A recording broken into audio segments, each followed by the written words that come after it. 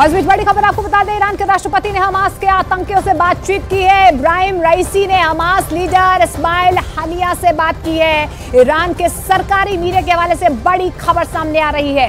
Israel में हमले के बाद ईरान में जश्न का माहौल नजर आ रहा है। तो ईरान के राष्ट्रपति ने हमास के आतंकियों से बात की है।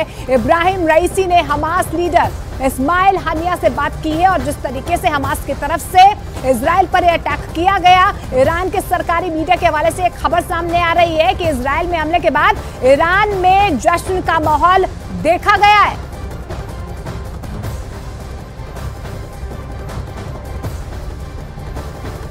इजराइल और फिलिस्तीन जंग से तीसरे विश्व युद्ध के शुरू होने की आशंका बढ़ गई और इसी कड़ी में दुनिया के देश अलग अलग पूरी तरह दो हिस्सों में बंट चुके हैं। इजराइल के प्रधानमंत्री बेंजामिन नेतन्याहू ने 25 दिनों को साथ देने के लिए शुक्रिया बोल चुके हैं। इसीलिए बड़ा सवाल है कि इस जंग में कौन देश किसके साथ है, दुनिया के कौन से देश इजराइल के साथ खड़े हैं, कौन कौन फिलिस्तीन के साथ है। अभी हम आपको सिलसिलेवार तरीके से बताते हैं। ये देखिए इजराइल के साथ कौन कौन है, पहले ये देख लीजिए। America, Britain, France, Germany, Australia, Albania, Austria, Brazil, Canada, Colombia, Cyprus, Georgia, Hungary, Italy, Slovenia और यूक्रेन।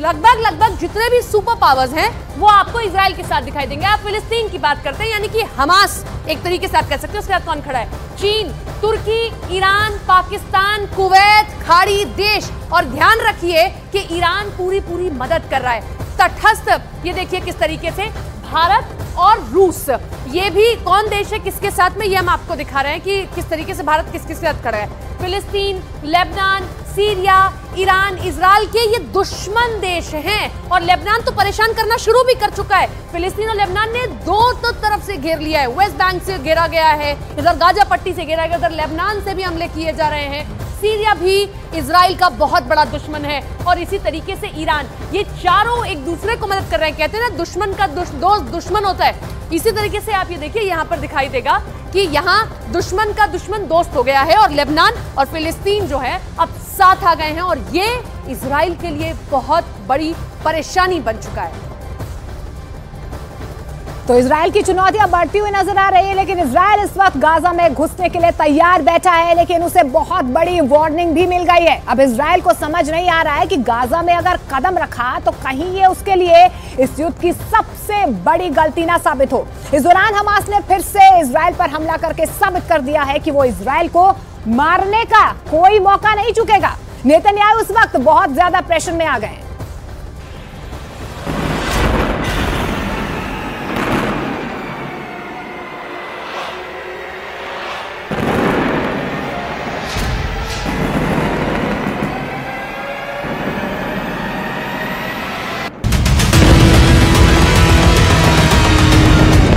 गाजा में हमास के अड्डों पर जब बम गिरता है, नेतन्याहू चैन की सांस लेते हैं। गाजा को पूरी तरह मिटाने का उनका प्लान तैयार है। इजराइल अब गाजा की एक एक गलियों में अपने दुश्मन को खत्म करना चाहता है। हमास के बहुत ही खतरनाक हमले के बाद इजराइल ने युद्ध का ऐलान कर दिया है और इस वक्त गाजा पर पूरी दुनिया की निगाहें हैं। सवाल है कि क्या इजराइल के पास इतनी ताकत है कि वो गाजा में एक ऐसा ऑपरेशन चलाए जो हमास को पूरी तरह खत्म कर देगा। ऐसे ग्राउंड ऑफेंसिव यानी गाजा में घुसकर ऑपरेशन करने के लिए इजराइल को 3 चीजों की जरूरत है। पहली है फौज यानी पैदल सेना, दूसरी है बख्तरबंद वाली ताकत यानी टैंक और बख्तरबंद गाड़ियां, और तीसरा है तोपखाना जो सेना का रास्ता क्लियर करे। अभी तक इजराइल ने जो एक्शन लिया है उसमें गाजा में हवाई बमबारी है जिसमें कई इमारतें पूरी तरह तबाह की जा चुकी हैं, लेकिन असली मकसद तब पूरा होगा जब गाजा की जमीन पर उसकी फौज का कब्जा होगा। सवाल है कि इजराइल ये किस हद तक कर पाएगा, उसकी ताकत क्या है, उसके जरिए क्या हैं और क्या ये लंबे वक्त तक मुमकिन है। इजराइल के पास 1,70,000 की आर्मी है और रिजर्व को मिलाकर इजराइल की सेना 6.25 लाख तक हो जाती है। इजराइल के पास 500 से ज्यादा टैंक, इसके अलावा 1,000 टैंक रिजर्व में है। इनमें उनका मेन बैटल टैंक मरकावा है, मरकावा 4, मरकावा 3। ये टैंक दुनिया के सबसे बेहतरीन टैंक माने जाते हैं।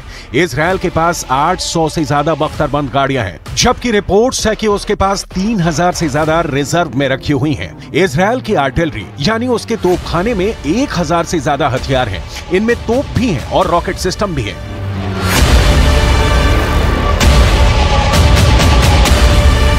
इजरायल की सेना की ताकत पर किसी को कोई शक नहीं। इजरायल अरब देशों के साथ कई युद्ध लड़ चुका है और जीता भी है। इसकी वजह उसकी तकनीक के अलावा अमेरिका से मिलने वाले हथियार भी हैं।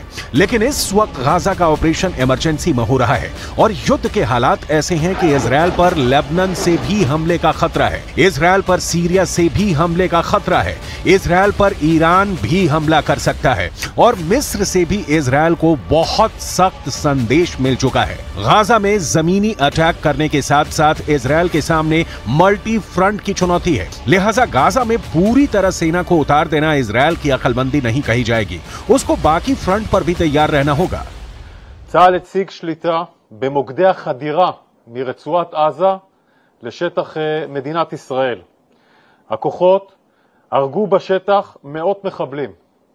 יש לחימה וקרבות הירואיים לחילוץ בני ערובה שמתרחשת גם כעת והתרחשה במהלך כל הלילה.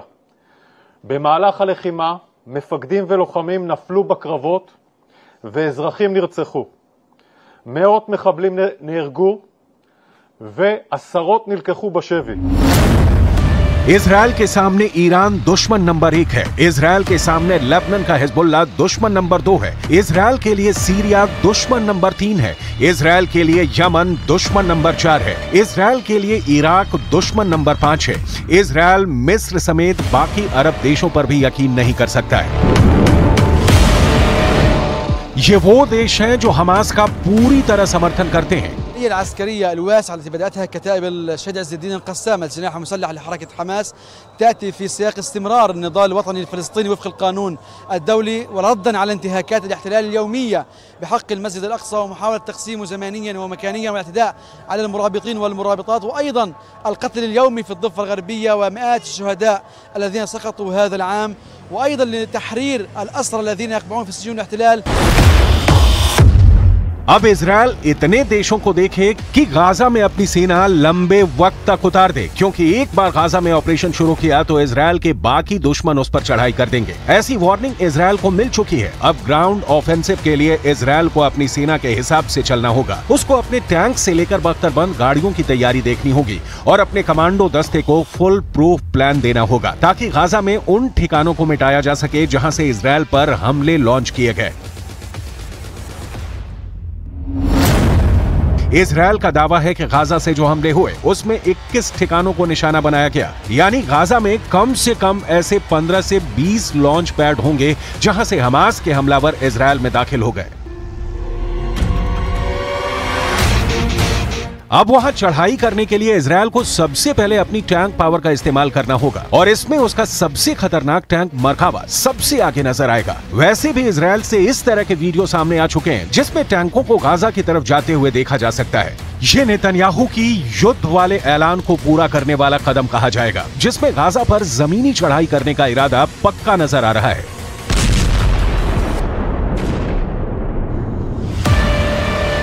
इजरायल ने जब गाजा में एक इमारत पर बम गिराने का इरादा किया तो उससे पहले गाजा में यह जानकारी पहुंच गई कि इजरायल अब एक इमारत गिराने जा रहा है और आसपास के लोग बाहर ना निकले।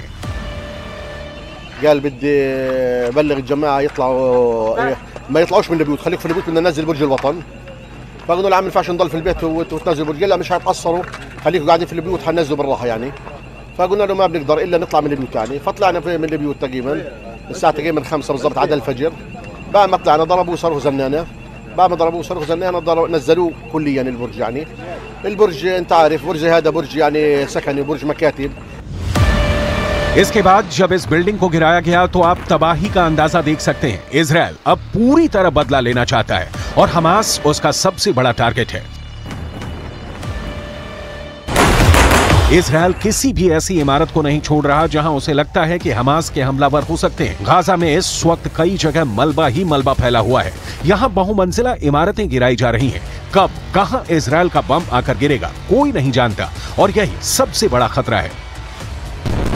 इजरायल रात में भी हमले कर रहा है और दिन में भी उसका अटैक जारी है। हमास को लेकर इजरायल की नीति अब साफ है, लेकिन ऐसे हमलों में वो लोग भी मारे जाएंगे जिनका हमास के हमले में कोई हाथ नहीं। هذا المسجد كنا في أمان الله عز وجل. صلينا العشاء بالأمس فيه، ثم فجأة قصف هذا المسجد دون سابق إنذار ودون إخبار أحد من الجيران. روعوا الأطفال، روعوا الشيوخ، روعوا النساء كبار السن. مصاحف بعثرت. المسجد قلب عن بكرة أبيه.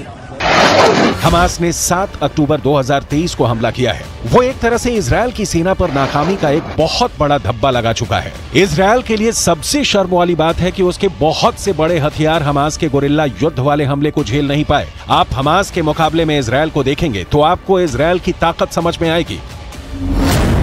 इजरायल के पास टैंक और बख्तरबंद गाड़ी है, हमास के पास दिखाने के लिए सिर्फ एसयूवी है। इजरायल के पास बड़ी बड़ी तोप है, हमास के पास रॉकेट है। इजरायल एक बड़ी ड्रोन पावर है, वो पूरे गाजा पर 24 घंटे नजर रख सकता है। हमास के पास छोटी दूरी के ड्रोन है जो आत्मघाती हमला कर सकते हैं। इजरायल की सेना 6 लाख से ज्यादा है। हमास के हमलावरों की तादाद 30 से 40 हजार बताई जाती है। इस बार इजरायल पूरी तरह गाजा पर चढ़ाई करना चाहता है और वो इसके लिए अपना सबसे बड़ा टैंक तैयार कर चुका है। इसमें मरकावा 4 टैंक सबसे बड़ा नाम है। लेकिन नेतन्याहू को डर भी है जो हमास के हमले में ढेर हो गया और फिलिस्तीन के लोग उस पर चढ़ गए। ये इजरायल का नहीं, पूरी दुनिया में सबसे खतरनाक टैंक माना जाता रहा है, लेकिन हमास के एक हमले में ये ढेर हो गया। इजरायल का मरकावा दुनिया के सबसे सीक्रेट टैंक के रूप में पहचाना जाता है। जिस टैंक के खिलाफ अचूक माने जाने वाली मिसाइल भी नाकाम हो जाती है। ये ऐसा टैंक है जिसे लेकर इजरायल ने फैसला किया कि वो इसे कभी किसी और देश को नहीं बेचेगा। जिस जलते हुए टैंक की तस्वीरें पूरी दुनिया ने देखी, अब वही टैंक गाजा पर चढ़ाई करने के लिए सबसे आगे रहकर कमान संभालेगा। ये सब नेतन्याहू के फैसले पर निर्भर करेगा। उसी मरकावा टैंक को लेकर बहुत सी बातें हैं जो आज भी इजरायल की डिफेंस इंडस्ट्री के अंदर ही सीक्रेट बनी हुई हैं। दुनिया इस टैंक के बारे में बहुत सी बातें नहीं जानती है। इजरायल की भाषा हिब्रू में मरकावा का मतलब होता है रथ, और अब इसी रथ पर फिलिस्तीन के लोग सवार हैं। इजरायल की थल सेना का ये सबसे खतरनाक हथियार हमेशा इजरायल को बड़ी कामयाबी दिलाता आया है। लेकिन हैरत यह भी है कि हमास के पहले हमले में ही ये फेल हो गया। इजरायल ने अरब देशों के साथ 1967 में हुए युद्ध के बाद इसे बनाना शुरू किया। 1973 के युद्ध के बाद इसके डिजाइन में और बदलाव किए गए। 1970 के दशक में बना मरकावा 80 के दशक से ही इजरायल का मेन बैटल टैंक बना हुआ है। ये 65 टन का है। इसकी गन 120 मिलीमीटर की है। इससे एंटी टैंक मिसाइल भी फायर की जा सकती है। 1500 हॉर्स पावर वाले इंजन से ये 65 किलोमीटर प्रति घंटे की रफ्तार तक दौड़ सकता है। गाजा में जब ये टैंक घुसेगा तो देखना होगा कि एंटी टैंक युद्ध में ये कितना कारगर रहता है, क्योंकि गाजा में मौजूद हमास के पास एंटी टैंक मिसाइल भी है। इसमें कोई शक नहीं कि वहीं बारूदी सुरंग भी बिछाई गई होंगी, इसमें भी कोई शक नहीं। हालांकि जब जब हमास ने हमला किया